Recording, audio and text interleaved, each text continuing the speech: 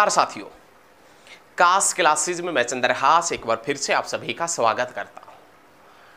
साथियों 27 तारीख 11वां महीना और साल 2016 और घटना शाम की है जब एक क्लर्क का एग्जाम हुआ था और उस क्लर्क के एग्जाम में एचएसएससी वाले ने हरियाणा जीके के कौन कौन से प्रश्न डाले थे और किस प्रकार से उसने पूछा था।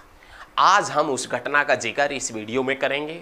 यदि हमारे द्वारा दी गई जानकारी आपको बहुत अच्छी लगी हो तो वीडियो को ज़्यादा से ज़्यादा स्टडी ग्रुप में शेयर करना। कहने का मतलब जितने भी स्टडी ग्रुप से आप जुड़े हैं उनके अंदर आप शेयर जरूर करना। वीडियो देखने के बाद में आपको बताना जरूर कि हमारे द्वारा दी गई जानकारी आपको कैसी लगी। तो 27/11/2016 की शाम को जब क्लर्क का एग्जाम के समय जो घटना घटी थी और एचएसएससी वाले ने जो क्वेश्चन पूछे थे, आज उन्हीं क्वेश्चनों का जिक्र हम इस वीडियो के अंदर करेंगे। तो आज का हमारा जो पहला क्वेश्चन एचएसएससी वाले ने जो पहला क्वेश्चन पूछा था वो था ये था, हरियाणा के किस जिले की जनगणना, किस जिले में जनगणना 2011 के अनुसार हरियाणा में महिला साक्षरता दर न्यूनतम रही है। चाहे आपसे वो ये पूछ ले कि हरियाणा का वह जिला जिसकी महिला साक्षरता दर सबसे कम है तो भी आप बता देना मेवात।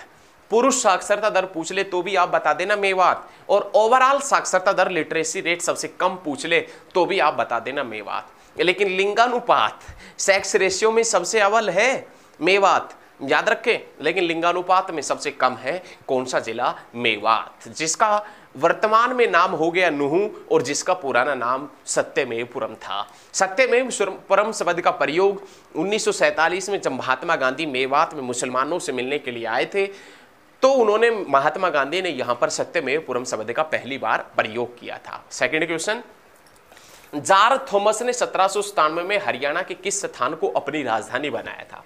यह पूछ रहा है कि 1797 में जॉर्ज थॉमस का आपने नाम सुना होगा और नहीं सुना है तो आज आपने नाम सुन भी लिया और जॉर्ज थॉमस का नाम देख भी लिया जॉर्ज थॉमस को आपने। जॉर्ज थॉमस ने 1797 में कौन से शहर को अपनी राजधानी बनाया था? तो आप बताएंगे हांसी, जिसका पुराना नाम है आसी, और आसीगढ़ का किला बनवाया था पृथ्वीराज चौहान ने।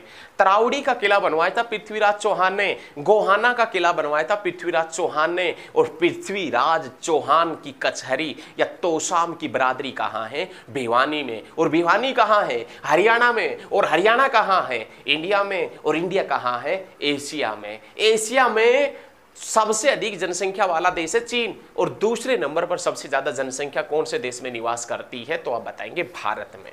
ठीक है, तो जॉर्ज थॉमस ने 1797 में कहां आक्रमण किया था, किस शहर को अपनी राजधानी बनाया था? हांसी को। हांसी कहां है? तो आप बता देना हिसार के अंदर। जॉर्ज थॉमस 1780 में भारत आया था और भारत में सबसे पहले वो मद्रास आया था।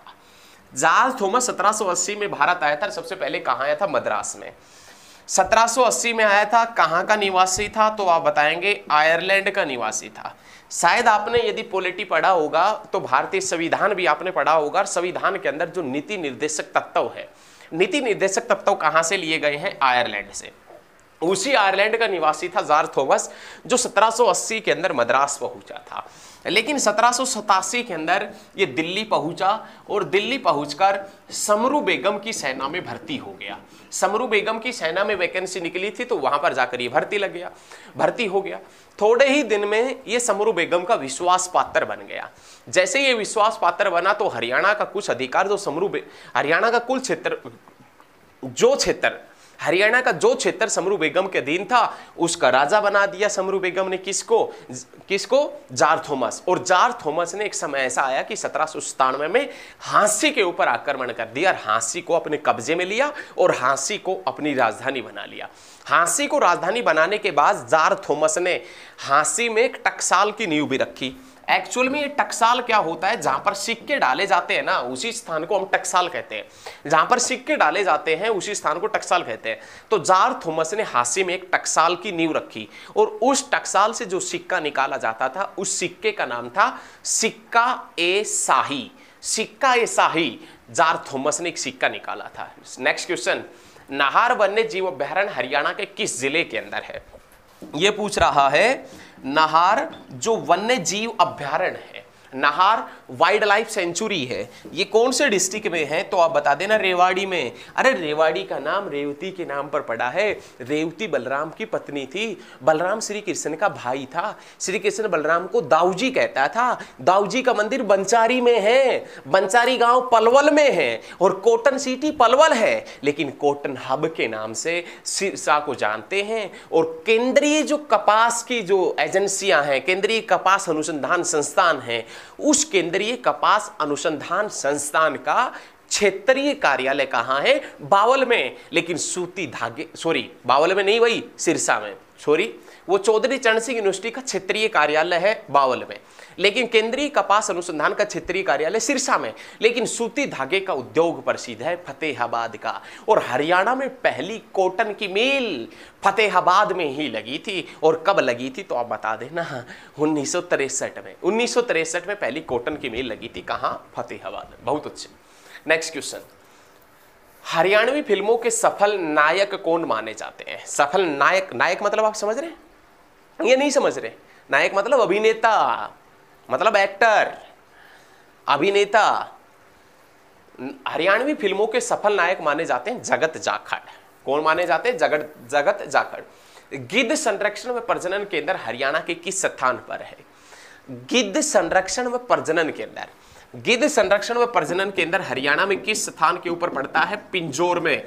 360 बावड़ियों का कस्बा किसे कहते हैं? पिंजौर को। और पिंजौर महाभारत काल में राजा विराट की राजधानी हुआ करता था पिंजौर शहर। पिंजौर कहां है? पंचकुला में। तो गिद्ध संरक्षण व प्रजनन केंद्र पिंजौर में है, पिंजौर पंचकुला में है। तो हरियाणा में सबसे ज्यादा गिद्ध कौन से जिले के अंदर है? तो आप बता देना, पंचकुला के अंदर, क्योंकि वहीं पर पंचकुला का एक स्थान पिंजौर, एक कस्बा पिंजौर, वहां पर गिद्ध संरक्षण व प्रजनन केंद्र है। तो वहां पर सबसे ज्यादा गिद्ध है, याद रखिएगा। और गिद्ध संरक्षण व प्रजनन केंद्र पिंजौर के अंदर पड़ता है। लेकिन चिंकारा प्रजनन केंद्र कैरू भिवानी में पड़ता है। मयूर व चिंकारा प्रजनन केंद्र झाबुआ बावल रेवाड़ी में पड़ता है। चिड़िया प्रजनन केंद्र भी पड़ता है, पिंजौर के अंदर ही पड़ता है। फीजेंट व मोनाल प्रजनन केंद्र भी मोरनी हिल्स के ऊपर पड़ता है। रेड जंगल फाउल प्रजनन केंद्र भी पिंजौर पंचकुला के अंदर पड़ता है। नेक्स्ट क्वेश्चन, नेक्स्ट पर्सन देखे भाई, हरियाणा तिलक साप्ताहिक पत्रिका के संपादक कौन थे? हरियाणा तिलक जो साप्ताहिक पत्रिका थी उसके संपादक कौन थे? पंडित श्रीराम शर्मा। पंडित श्रीराम शर्मा जिसका संबंध रहा है झज्जर से, जिसका जन्म हुआ था 1899 के अंदर। हरियाणा तिलक जो साप्ताहिक समाचार पत्र है वो किसने निकाला था? तो आप बताएंगे पंडित श्रीराम शर्मा ने। पंडित श्रीराम शर्मा जिसका जन्म झज्जर में 1899 के अंदर हुआ था। बहुत अच्छे। नेक्स्ट क्वेश्चन देखें, हरियाणा सरकार, ये तो चलो मंत्री पूछ रहा है, पुराना है। ककरोई सूक्ष्म जलविद्युत परियोजना किस नहर पर है? एक बार बोर्ड को साफ कर दे, उसके बाद देखेंगे। ये क्वेश्चन पूछ रहा है कि ककरोई जो हाइड्रो पावर प्रोजेक्ट है, ककरोई सूक्ष्म जलविद्युत परियोजना है, ककरोई सूक्ष्म जलविद्युत परियोजना किस नहर के ऊपर है? क्या पूछ रहा है? ककरोई सूक्ष्म जल विद्युत परियोजना, जल विद्युत परियोजना कौन सी नहर के ऊपर है?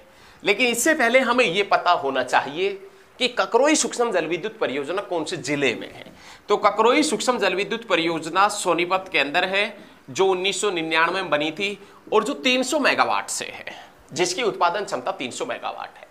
ककरोई सूक्ष्म जलविद्युत परियोजना सोनीपत में है, जिसकी उत्पादन क्षमता 300 मेगावाट है, जो 1999 में बनी थी। अब क्वेश्चन आता है कि ककरोई सूक्ष्म जलविद्युत परियोजना कौन सी नहर के ऊपर है? तो आप बताएंगे पश्चिमी यमुना नहर के ऊपर। पश्चिमी यमुना नहर के ऊपर। पश्चिमी यमुना नहर जो हरियाणा की सबसे पुरानी और सुप्रसिद्ध नहर है।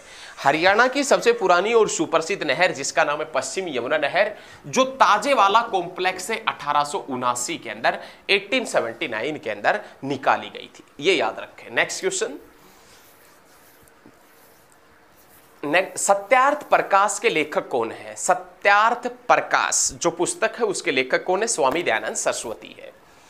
पंडित श्री दीनानाथ बत्रा का संबंध किस क्षेत्र से रहा है?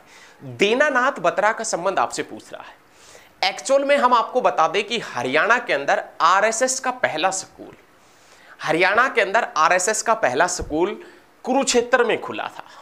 राष्ट्रीय स्वयंसेवक संघ है, आरएसएस का पहला स्कूल कुरुक्षेत्र के अंदर खुला था।